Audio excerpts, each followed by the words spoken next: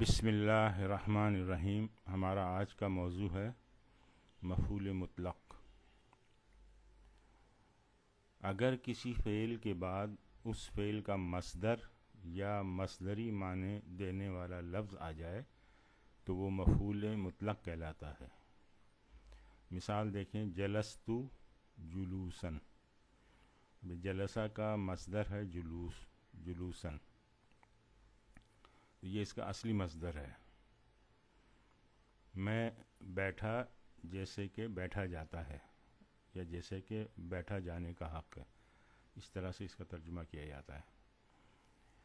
اچھا، اب اس جلوسن کی جگہ ایسا ہی معنی رکھنے والا مصدر لے آئیں تب بھی وہ مفعول مطلق کہلائے گا۔ جیسے جلستو قعودن، یہ قعدہ کا مصدر ہے، تو یہ مصدری معنی دے رہا ہے، تو یہ بھی مفعول مطلق کہلائے گا۔ اچھا، مفعول مطلق کس طرح استعمال ہوتا ہے؟ تین طرح سے استعمال ہوتا ہے۔ پہلے یہ ہے تاکید کے لیے، جیسے کلم اللہ موسیٰ تکلیما، اللہ نے موسیٰ سے کلام کیا، جیسے کلام کرنے کا حق ہے یا جیسے کلام کیا جاتا ہے۔ دوسرا ہے نوعیت بیان کرنے کے لیے، اس کی قسم اور صفت بیان کرنے کے لیے۔ فتح کا مصدر ہے فتن، تو یہ مفعول مطلق ہے، اور یہ اس کی نوعیت بیان کر رہا ہے کہ یہ فتح کس قسم کی تھی، یعنی واضح فتح تھی۔ اور تیسرا ہے کہ عدد کو بیان کرنے کے لیے، جیسے رکعتو رکعتین، یہاں یہ دو رکعتوں کی بات ہو رہی ہے، تو اس نے میں نے رکعت ادا کی 2 رکعتیں، تو یہاں پر یہ استعمال ہوا ہے عدد کو ظاہر کرنے کے لیے۔ اچھا، فعل جو ہے اس کا مصدر آ جائے تو وہ اس جملے میں مفعول مطلق کہلاتا ہے۔ اس کے علاوہ اور کون کون سے پیرامیٹر ہیں جو جملے میں آ جائیں اور اس کے بعد مصدر آئے تو وہ مفعول مطلق کہلائیں گے؟ یعنی فعل کی طرح سے اور کون کون سے ایسے عوامل ہیں جو یہ فعل کی طرح کام کرتے ہیں، یہ ہم دیکھتے ہیں۔ سب سے پہلے فعل ہے، جیسے ومن یطیع اللہ ورسولہ فقد فاز فوزا عظیما، یہاں دیکھیں فازا کا یہ مصدر آیا، یہ فعل جو ہے اس نے اس کو مصدر بنایا ہے، مفعول مطلق بنایا ہے، تو یہ اس کا عامل ہو گیا۔ دوسرا دیکھیں، مصدر، فعل کی جگہ مصدر آ جائے اور پھر آگے بھی مصدر ہو تو اس میں بھی مفعول مطلق ہوتا ہے۔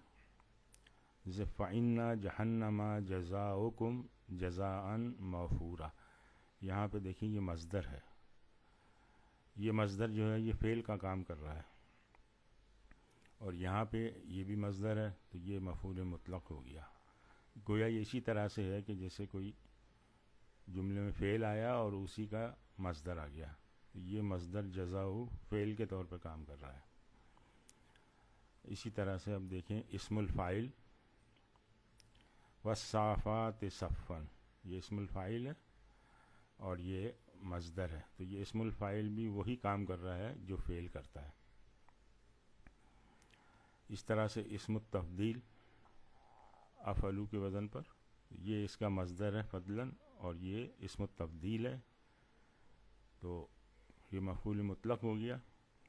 اور اسم التفضیل جو ہے یہ اس فعل کی جگہ پہ کام کر رہا ہے، فعل کے طور پہ۔ الصفت المشبہ، صفت مشبہ بھی استعمال ہو سکتی ہے۔ المعصیۃ قبیحۃ، فعیلاً کے وزن پر قبحاً، یہ اس کا مصدر ہے، تو یہ جو صفت مشبہ ہے یہ یہاں پہ فعل کے طور پہ کام کر رہی ہے، تو اس نے اس کو مفعول مطلق بنا دیا۔ اب بعض دفعہ ایسا ہوتا ہے کہ مفعول مطلق خود استعمال نہیں ہوتا، بلکہ اس کا نائب جو ہے وہی مفعول مطلق بن جاتا ہے، تو یہ نائب عن المفعول مطلق ہے۔ مثال کے طور پہ کچھ الفاظ ایسے ہیں جو اس کے نائب کا کام دیتے ہیں، جیسے کلو، بعد،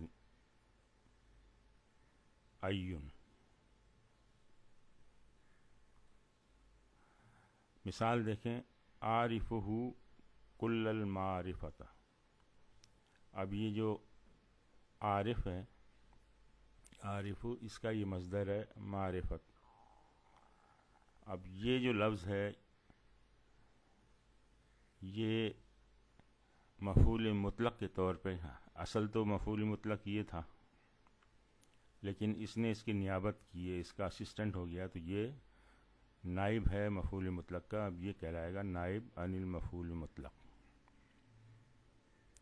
اسی طرح سے بعض، عارفہ بعد المعرفت، یہاں یہ لفظ بعد جو ہے یہ نائب بن رہا ہے مفعول مطلق کا۔ میں نے جانا اس کو کچھ کچھ۔ اسی طرح سے ایو کتابۃ تکتب، ایو کتابۃ تکتب، تو یہاں پر یہ لفظ ایو جو ہے یہ اس کا نائب بن رہا ہے۔ اس طرح عدد جو ہے وہ نائب عن مفعول مطلق بن جاتا ہے۔ مثال دیکھیں، فَاجْلِدُوا كُلَّ وَاحِدٍ مِّنْهُمَا مِئَةَ جَلْدَةٍ۔ یہ جو میاتا جو ہے یہ عدد ہے، اور یہ یہاں پہ اس کا جو ہے مفعول مطلق بن رہا ہے۔ اس طرح سے کوئی صفت ہے وہ بھی مفعول مطلق کا نائب بن جاتی ہے، جیسے فہمت الدرس جیداً۔ جیداً اصل میں صفت ہے فہمن کی، جو یہاں سے محذوف ہو گیا ہے، تو یہ اصل جو مفعول مطلق تھا اس کو محذوف کر دیا، اور اس کی صفت جو ہے وہ مفعول مطلق کے طور پہ یہاں پہ کام کر رہی ہے۔ اس کے علاوہ اسم مصدر بھی استعمال ہوتا ہے۔ اسم مصدر وہ ہے جس میں مصدر سے کم الفاظ ہوتے ہیں۔ مثال دیکھیں، کلمنی زید کلاما لینا۔ اب یہ کلامن جو ہے یہ اسم مصدر ہے، یہ باب تفعیل سے ہے۔ تکلیمن اس کا اصل میں مصدر ہونا چاہیے تھا، لیکن یہاں چھوٹا استعمال کیا گیا ہے، کلامن۔ میں نے زید سے کلام کیا، نرم کلام، یعنی نرم لہجے میں بات کی۔ یہ کلامن جو ہے یہ اسم مصدر کے طور پہ مفعول مطلق استعمال ہوا ہے۔ اس طرح ایسا بھی ہو سکتا ہے کہ فعل کا باب کچھ اور ہو، اور جو مصدر ہے جو مفعول مطلق بن رہا ہے اس کا باب کچھ اور ہو، جیسے وَتَبَتَّلْ إِلَيْهِ تَبْتِيلًا۔ اب یہاں پہ دیکھیں یہ باب تفاعل سے ہے، اور یہ تبتیلا باب تفعیل سے ہے، تو فعل ایک باب سے ہے، اور مصدر جو ہے جو مفعول مطلق بن رہا ہے وہ دوسرے باب سے ہے۔ اس طرح سے وَتُحِبُّونَ مَا لَا حُبًّا جُمَّةً۔ اب یہاں پہ یہ تحبون یہ مزید فی سے ہے، اور یہ حبن جو ہے یہ مصدر ثلاثی مجرد سے ہے اس کا۔ تو اس طرح سے یہ مفعول مطلق اس طرح بھی استعمال ہوتا ہے۔ اچھا، بعض اوقات ایسا ہوتا ہے کہ فعل کو بھی حذف کر دیتے ہیں اور صرف مصدر کو استعمال کرتے ہیں مفعول مطلق کے طور پر۔ مثال دیکھیں، عفواً، یہ مفعول مطلق ہے، اصل تھا انا آفو عفواً۔ دوسری مثال دیکھیں، صبراً، تو اصبر صبراً، یہ اصبر کو یہاں سے حذف کر دیا گیا اور صبراً صرف استعمال ہوا۔ اسی طرح سے ہم استعمال کرتے ہیں شکراً، تو انا اشکر کا شکرن، انا اشکر کا اس سارے کو محذوف کر دیا اور صرف شکرن استعمال کرتے ہیں۔ آج ہم یہیں پہ اکتفا کرتے ہیں۔ سبحانک اللہم و بحمدک، نشہد ان لا الہ الا انت، نستغفرک و نتوب الیک۔